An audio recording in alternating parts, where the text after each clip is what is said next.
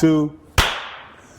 Welcome to the Push the Issue podcast. That's Stef to my left. We are at the S-Works Lounge in Hilltop Bicycles, Madison, New Jersey. You already.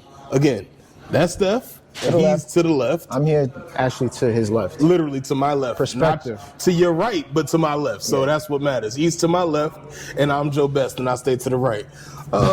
Hope everybody's doing well today. What's up, y'all? What y'all on, man? How was your week? Talk to us. Nice. Not twice. Not twice, not 3 times. Hope y'all had a good week. It's another week just to open up new opportunities. Hope work's been well. Push the issue in a good way. It could be a bad way, but how do you get around to be in it in a good way? I hope y'all are being productive adults in society. Yeah. There's a lot going on. It's so much going on. But we're going to bring it to cycling, as we always do. Yeah, because we could talk about planes going down. We could talk about a whole bunch of stuff.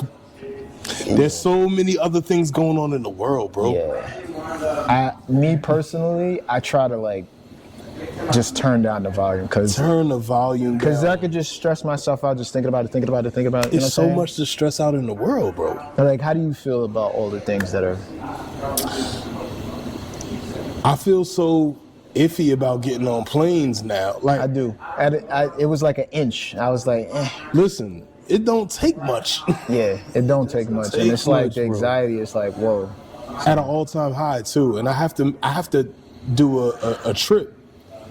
But I'm like, man, I'm going to have to drive. Yeah, so. And not like a conspiracy theory type thing, but I'm just genuinely terrified of the thought of it's kind of crazy, but I just kind of look at all angles from it. One time, we had a little turbulence. I had some. Yeah. We all go through it, especially if you're consistently traveling and flying. Yeah. But anywho. We're gonna we'll keep it to the 2 wheels, not the 4 wheels. How many wheels do they have on the airplane? 2. So they got some wheels on the airplane when it comes down. I think it's like 8 or something like that. Not the 8 wheels and the 2 wings and the rudders and nothing. We'll keep it as the 2 wheels and the carbon fiber. We're going to keep the physics on 2 wheels. Somebody had a race this past week. Yeah, I had my... Who's the somebody, Steph? Steph to the left. Steph to the left is the somebody that I got to try to talk in third person type deal, out of myself. So Stephen went to Branchbrook Park on Sunday at 9 a.m., prepping 5 miles. He was doing his thing. I'm gonna stop right there because to try to keep that going. Should I keep it going? No, I don't think you can keep that going without laughing. Yeah. No, I probably test me. Try me. Go. So Steph to the left was, getting himself together, just getting his mind right, setting up the tent, Hilltop tent, helping the Masters 35 guys that started before him, just trying to keep everything regulated and going. And getting pinned up, talking to a couple peoples, did my 5 miles just to get the blood flowing. It was a little windy in the morning, so. At Branchbrook at the cherry blossoms. Well, that's the first week of April that they start that. So, but to switch back from third person, I'm gonna go back to what I told y'all he couldn't keep it up for that long. I mean, that was a good amount. That was like a couple minutes. It was a few seconds. It was a few seconds. Damn. It was a few seconds. In production world, it was a few seconds. The shade is real in the S-Works Lounge. It's cool. It's the Shade Works Lounge. It's the Shade Works Lounge. Welcome to the Shade Works. Thanks. Lounge. Thanks a lot. But but the race was warmer than Prospect the week before, and I felt better. It's been warm, and it was fast. The field had like 70 guys come out. Yeah, no, it was. It was real. So they had everybody had at least. The teams, as I'm saying, it had at least 4 to 6 guys. Yeah. So it was 70 dudes on a bike. 70, all in. Who were these 70 people? What teams were represented? So, shout outs to all the teams that come out. Shout outs to Lucarelli, Casadelli, Bicycle Law, Maker, the whole organization. I don't want to mess it up, but my bad. That's a lot of bikes. Shout outs to Lucarelli, Casadelli for putting it on each and every year, for pushing the issue in keeping racing going in the tri-state area. And shout outs to the teams that came through, such as Good Guys. Shout outs to them, Vaselka. I've seen them on Insta. I like those guys. Good Guys, they stand up for the name. They're good guys. Yeah, they're good guys. Good Guys, Vaselka, Big Hit, which used to be called Weather Channel, but now they're Big Hit, like the lightning strike. They got like a little. They're called the Weather Channel. Yeah, it's like Zeus. Like, did they come up with a copyright infringement? They like Shazam, like the Marvel character. Shazam. They literally got the. That movie was terrible. Yeah. Back to the race, my bad. So, but it was a Big Hit, Vaselka, Good Guys, and a couple of one-offs, and our team, of course. Big Hilltop. Race team, you already. So we represented. The race was an hour. We did about almost 27 miles. So in an hour, we did almost 27 average. Actually, some of the guys, depending on what they was doing in the field, they was doing a 27 average or over a 27 average, mile an hour average. So it was intense. Again, back to the point of last week. If you heard, maybe you didn't. But that's an inside joke. But I said last week that y'all are playing chess out there. Yeah, for sure. Y'all are literally playing chess on bikes. Yeah, because when you're in that type of category, in the 1, 2, 3 race, there's more strategic versus just because everybody knows they could go fast at that point. Mm-hmm. It's just a matter of like what position to be in, what direction is the wind. So it gets like so deep and detailed and scientific. Like we was actually on the meeting. What day was that? Saturday night.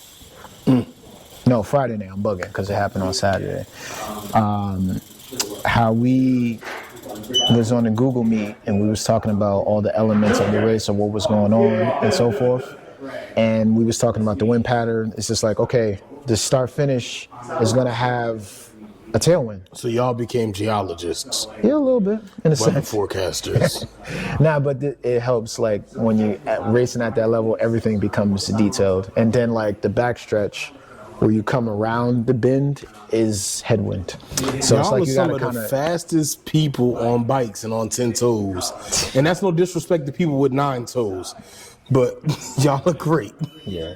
Y'all are killing. Nah, I appreciate it. It takes a lot of ethic and just mental capacity and just being so focused and leveled. What, like, all right, so it's a chess game, right? Yeah. What would you say, like, your piece? What would be your piece? My piece on the chessboard, respectfully, I don't want to toot my own horn or nothing like that. I'm still a growing student in the game. I may have. We're all students in the game. Yeah, I may. The game of life too. And I may have some things that I could say to help people, but there's so many different. Like I'm like a small fish in a big ocean. Okay. I'm not even gonna say pond. I'm gonna say an ocean, respectfully. I would say I'm the bishop on the board, based off of precision, wisdom from everything that I've gathered to be the cyclist that I am, and just strategy.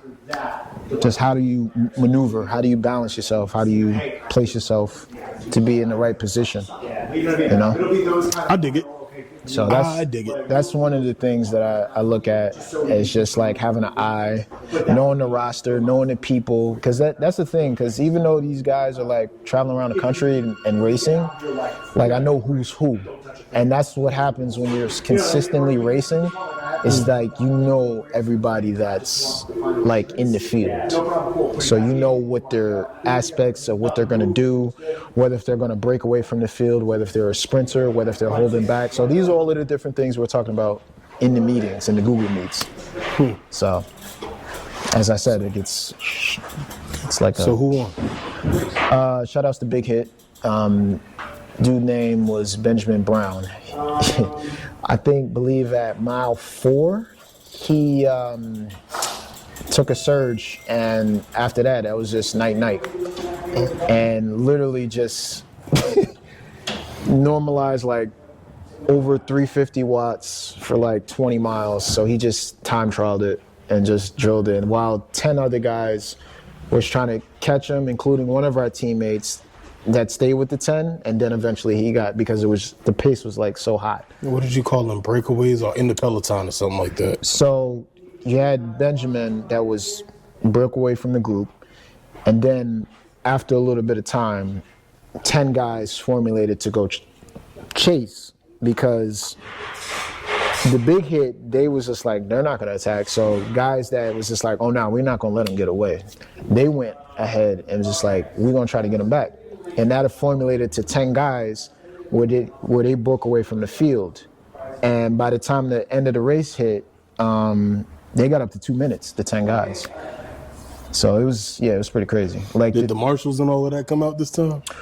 Well, they always come out, but what they do is they kind of separate into the 3 sections of the group, because the one guy, Benji, is technically a group, and he had his pace car in the front.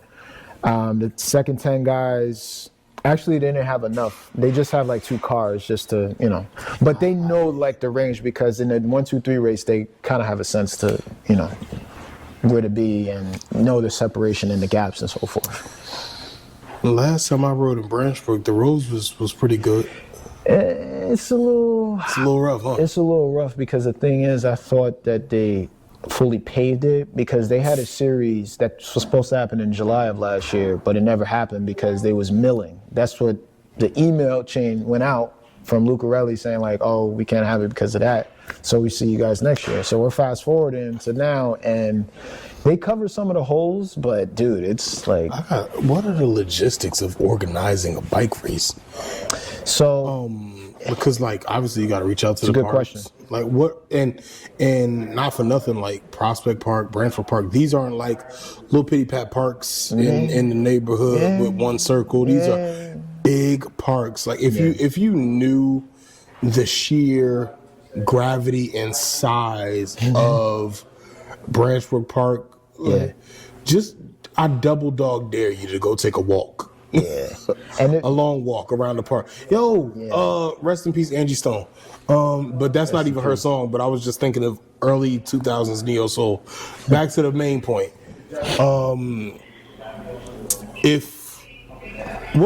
Like the logistics, what goes into organizing a race? So the promoters, from what I know, they have to assimilate and get a permit. Okay. And talk with the town, talk with, police officers, and having the gate set up and so forth for a limited time to be like, look, we're running a race. Whereas the Lucarelli race is so embedded, they already know that the town already know what time it is. Around March 1st, they're going to be using the park from 7 to about 10 a.m. for about 3 hours. Like, Branchbrook Park. But that's just as a basis. Oh, and also to answer the question with like Branchbrook Park, how big it is.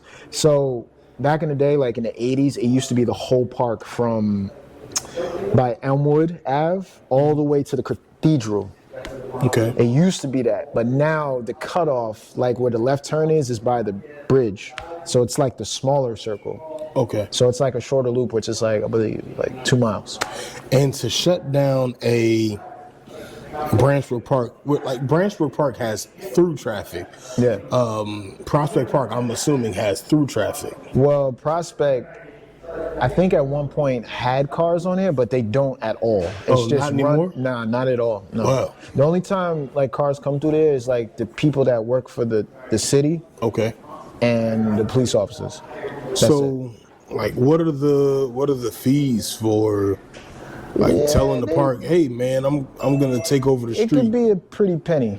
So yeah, I'm thinking y'all got a couple dollars there. Yeah, for lack of a better words, that's just as a basis. I can't give you like actual number, but I know it's like it takes some bread to do it. Salute. Yeah, no, it's a lot that goes into it, and me personally, I've been organizing with the right people and networking and trying to like orchestrate something like at Rawway, because it's only 2 exits. Okay. At Rawway River Park.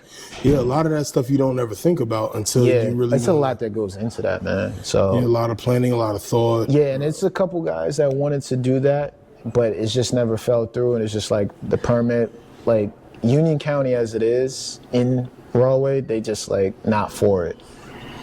I get it. Like with cycling. So that's the thing that's like, it's like a tougher road And to, Union County is a real hotbed for cyclists. Yeah, In the naturally. North Jersey area. Yeah, so that's another thing where cycling has grown a lot just in Union County alone. So much, man. Of course, in the other areas like Sussex County, up by Dover, Bergen County, Out this way. Here by Madison. Bergen County is another hotbed. Yeah. No, it's like all sections, just everywhere. Like whether it's not even just road, like e-bikes, gravel bikes. Just so they don't have to deal with flats, potholes. Everybody knows Jersey got potholes, like craters in the ground. Man, listen. I thought I was gonna have to get my whole wheel replaced on the car. Yeah. Let alone the bike. Yeah. It was a tough. It's tough. It's tough out here. That's one of the reasons why I wondered, like, because when you go into the logistics of setting up a race in the park, it makes you think about a lot of different things that you don't normally think of. Like, okay, like I drove my car through Branch Brook the other day. Yeah. And I didn't really think about that until you said, "Yo, I had a race there." And I'm like, it's a lot. A little bumpy. Yeah, and see, that's the thing. It's a lot that goes into it. Just having the right tires, because back years ago. What size tire? So that's exactly what I was about to get into. So years ago, a lot of guys was doing like 23s and 25s. Like when I started, skinnies. Now, like on my bike, I have 30 mil tires. Big 30s. Yeah, I have what I'm doing like 68 psi. So versus I had 28 when I was doing like 80 psi, give or take. So it's definitely more plush. It takes a little bit more to accelerate up, but honestly, I enjoy the comfort, and it takes more to like slow you down. So it's like kind of like coast because of how, how the wheel rolls. It kind of just works itself out. I don't really feel like a difference in like drag is what I'm really I got saying. one for you, and I'm gonna put your business out there. We're recording. Our usual day for recording is Saturday evening, Saturday afternoon. It's Monday. Mondays. What happened, bro? You a little tired?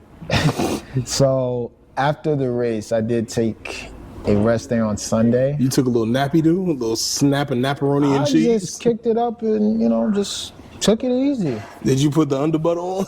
Shout outs to Underbutter. Shout out to Underbutter. Shout outs to Rich, of course. I put his recovery.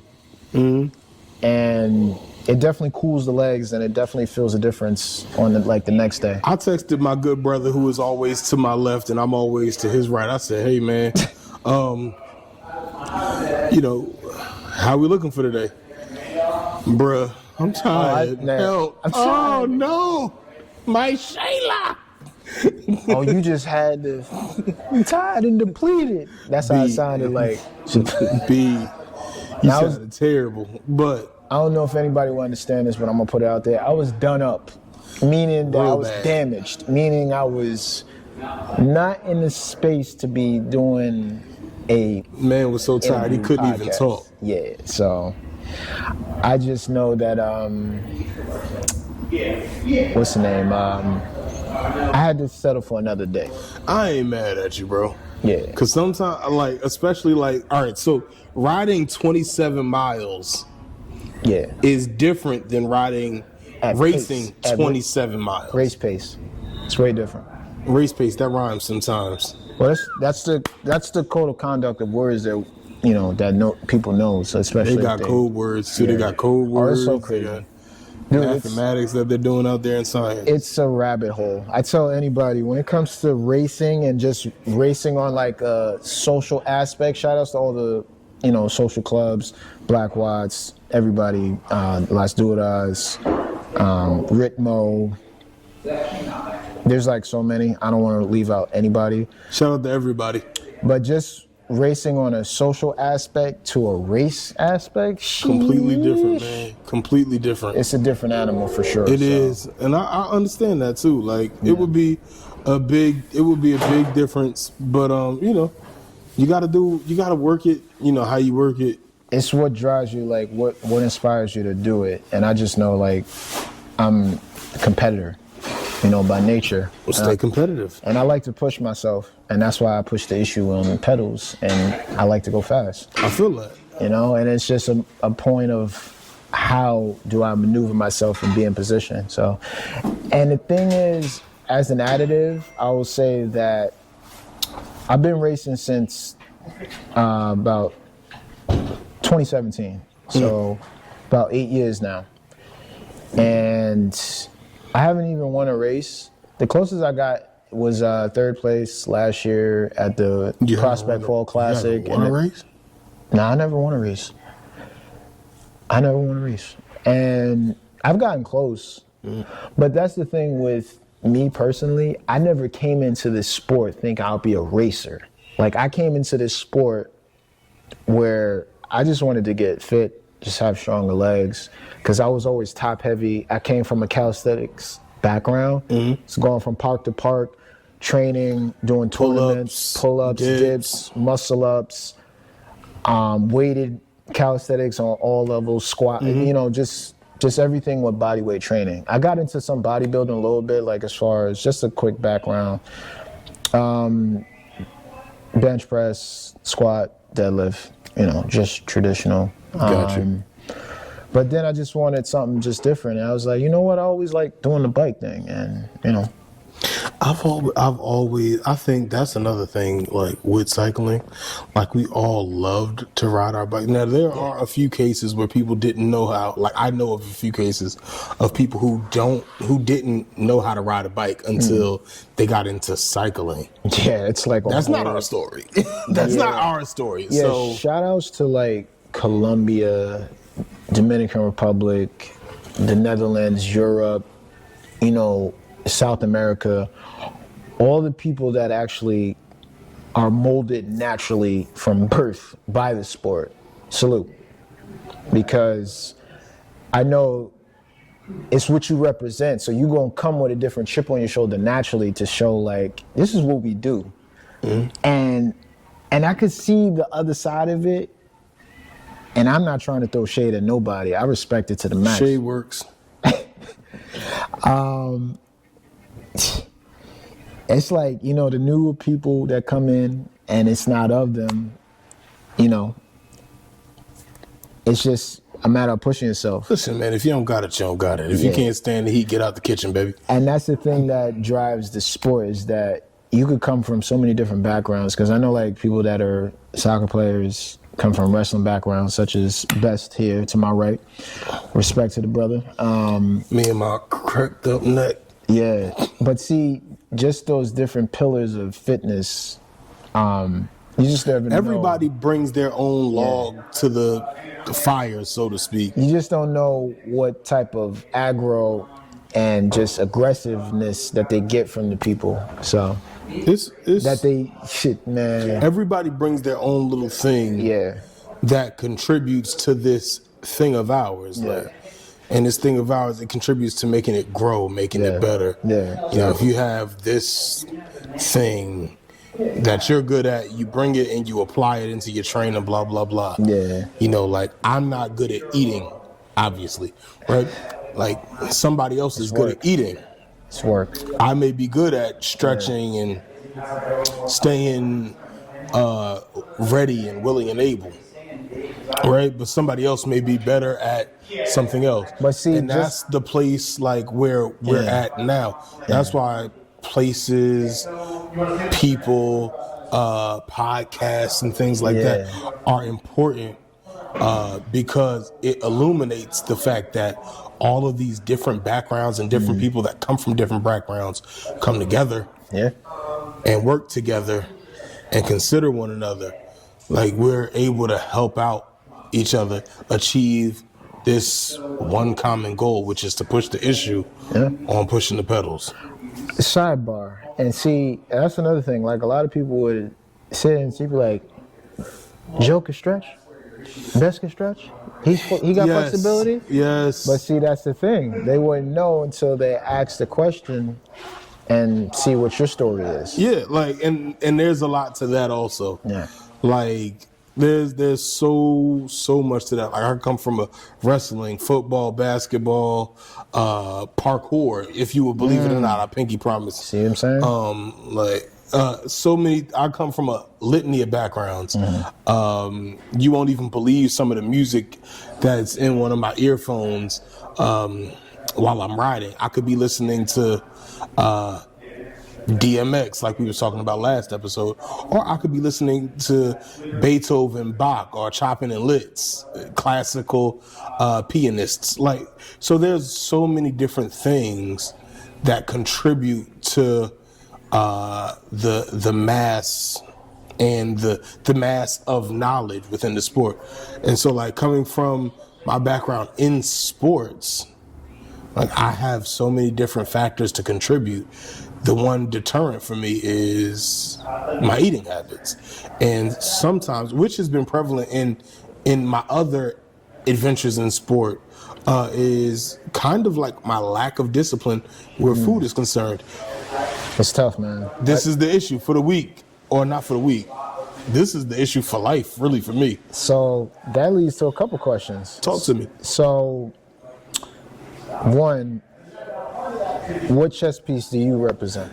What would you say your interpretation, if you had to show yourself the mirror, who are you? I mean, in my head, Yeah.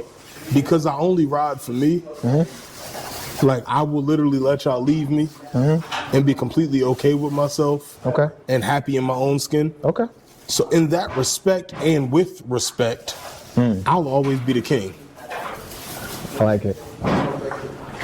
But now, in reality, Yeah. and Pawns is the, yeah, I'm one of the guys in the back. Suffice it to say, Yeah. I'm not able quite yet to hang, but also, like, that's another thing. You just got to be comfortable in your own skin. Yeah. You know, maybe it's Maybelline. Like, I got to be comfortable in my own skin. So I would say I'm the king. So based off of the movements that they do, that a king does on the chessboard, what would you say that just adds to that? What makes you represent that? I stand tall. If it's time to, in a group ride, if it's time for me to, if it's an intersection up ahead, and I'm maybe the one or two times in the ride where I'm up ahead, I'm blocking the traffic. Okay. You know, so if there's You marshaling to make sure everybody's if safe there's to get a morale booster Gotcha. on a ride, Yeah. it's me. At least I'm a morale booster up until mile 29. After that, I'm toast. Toast. I'm toast. The king has fallen. Where's the king? The king has fallen. Humpty Dumpty had a Oh man. So. But yeah, that's fallen. the king has fallen, man. Nah, that's good though, man. At least you know what you represent and where you're going. You got to be able to look in the mirror at yourself. Yeah, that's the. Don't be running around here faking. Yeah. You know, like The criticism, it stings, but it helps you. Overall. It does help. So that leads to the next point. What do you see as short-term, like immediate goals, and what is something that's a further goal that you see in the future that you would say? With cycling, short-term goals. What you got? Last summer I hit 60 miles on one ride. Salute. What's Tell the people height and weight. 5'9", 290. There's nothing else to say. I'm not a little guy. Not a little guy. 5'9", 290. I can't ride the little cute carbon fiber bikes like y'all. I can't do it. Like, my bike is heavier. Yeah. It's aluminum. But he do what he do. But I do what I do. And I do it proudly, and I do it, like, with a smile on my face. That's right. At least until mile 30 or 40. Yeah. That's where the test really That's where the test in. is. And that's where I grit my teeth and grind it out. And that's what I tell anybody. Like, that's when the real workout starts. When you get to a point where you're comfortable in a certain mile marker, and then you got that other half. It's like, oh, this is where it really starts. You gotta keep trying. So, yeah, big guy. Never been a little guy. Don't come from little people. My dad was 6'4". Okay. I'm short. My dad was 6'4", and on a light day he was about 360. Jeez. That's a light day. He didn't have a lot of light days. To carry that amount of weight around is man. But he was taller, but still. So one of the short-term goals is to drop some weight. I want to get back down to maybe 250. Okay. A long-term goal is one day. One day. To be able to ride one of those little fancy carbon fiber bikes. Okay. Now, I'm terrified of carbon. Everybody is. I'm absolutely terrified. It's like of more carbon. of like a phobia because everybody think it's so fragile, but they done updated it over time through all the different companies in the market. So scared. Nah, I get it. And you'd be surprised how upright they work even in a crash where they're completely unscathed. In the craziest, like I've mentioned this before, in the craziest amount of crashes, they're still intact. Cool. Just a couple cosmetic scratches. Long term. It's to take my bike, go on one of those little bike trips. Yeah, that is and not like one of those bike packing trips. Go somewhere else. Go somewhere else. Yeah. Me, my bike, and just the freedom of going different places that you're not. Yeah. Shout out to Benjamin LeChappers on YouTube. It's the freedom of having a bike and going and exploring. That's his tagline in his videos. Nah, that's what it's about. Just exploring and just getting out there and just being free. That's a whole thing in it of itself. Like when we were talking earlier briefly about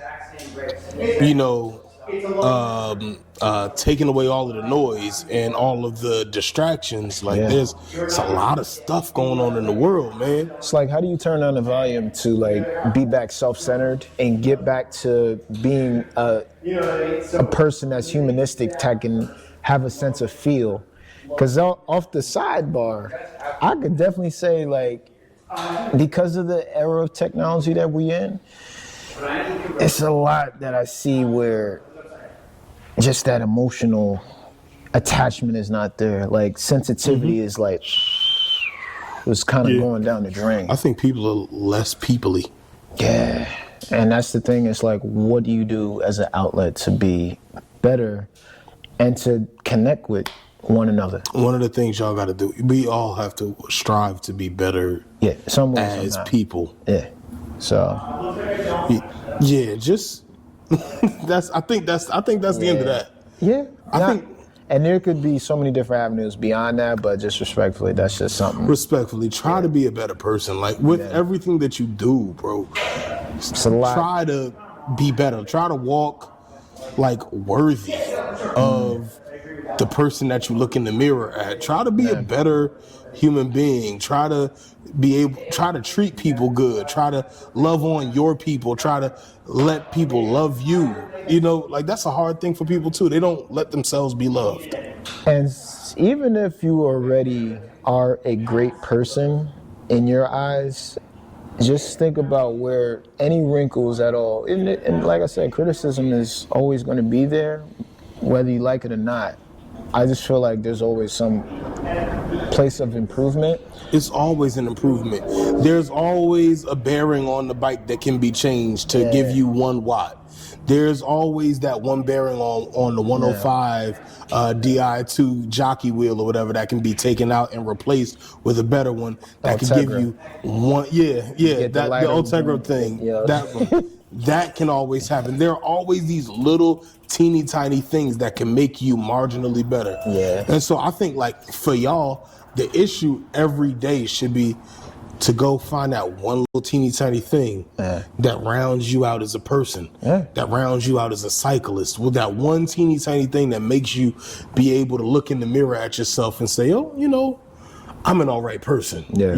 Because that's at the end of the day, when you brush your teeth in the morning and when you brush your teeth at night, you should be happy with the person. And I hope y'all are brushing your teeth in the morning and at night. Because if you're not, let's be better. That's nasty. Ew. That's nasty. It's disgusting. That is nasty. But there's always some room for improvement. It's always room for improvement. And to improve yourself, you have to search. Yeah.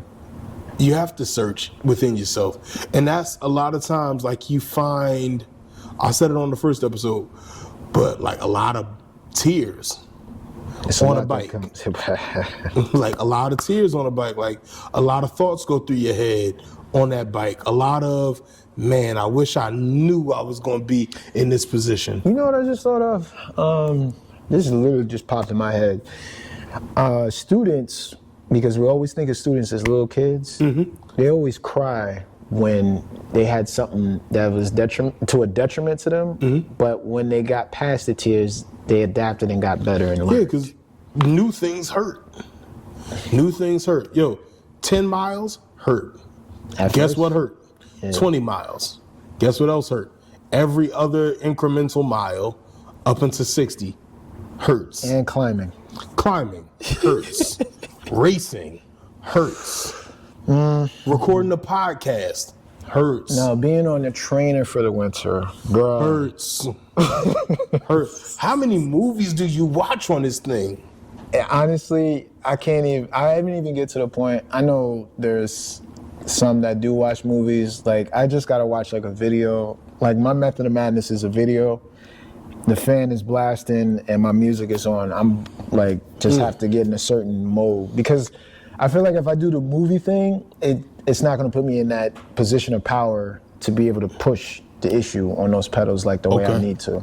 Especially if it's like a specific workout, whether if it's VO2 max, doing 30 on. Oh yeah, you guys have very specific. And that's what, yeah. See, and that's, so from his point of view, right, on a trainer in the wintertime, they have very specific workouts. Yeah. Geared towards specific things that are going to help them by the time it's time to race in March. So it's like 40 on, 20 off type deal. So now for me, when I get my trainer, like, I'm going to have a good time watching a movie. Yeah. And I'm just going to pedal and I'm going to smile and I'm going to sweat and it's going to be a great time and that room is going to smell like a hot can of Gym Locker. Yeah, Gym Locker. A hot can of Gym Locker. That's the new one. That's the new one. But that's the thing, is that you doing it with such a smile and just positive energy where that'll keep you fit. Hey, listen, man, you ain't dressed until you put on a smile.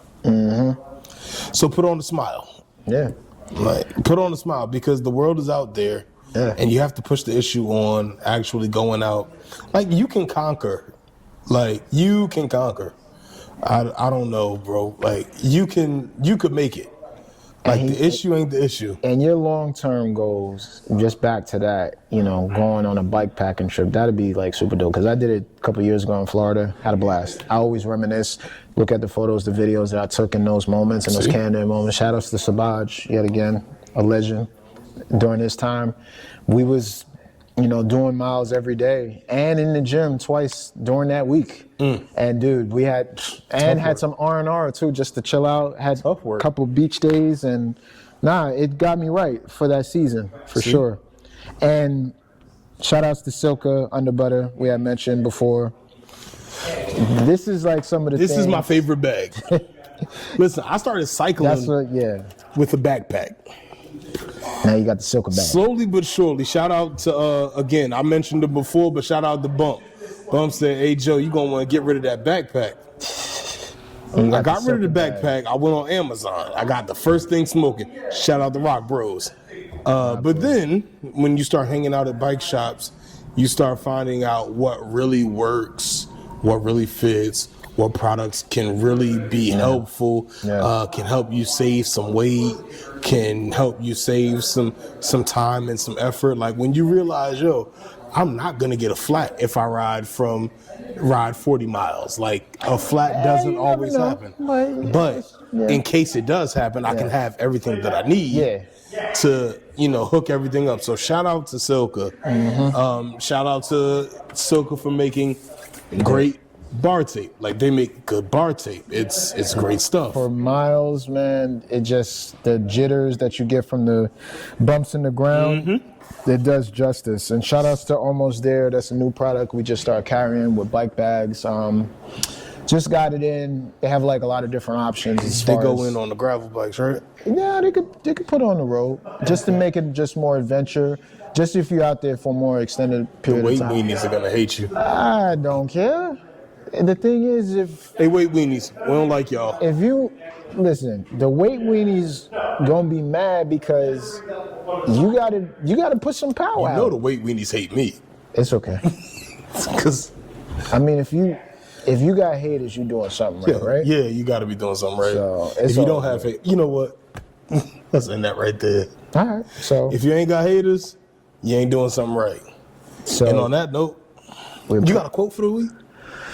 do I got a quote for a week? Don't let good enough be good enough. I'm gonna leave it on that silent note. You feel me? Peace. Deuce.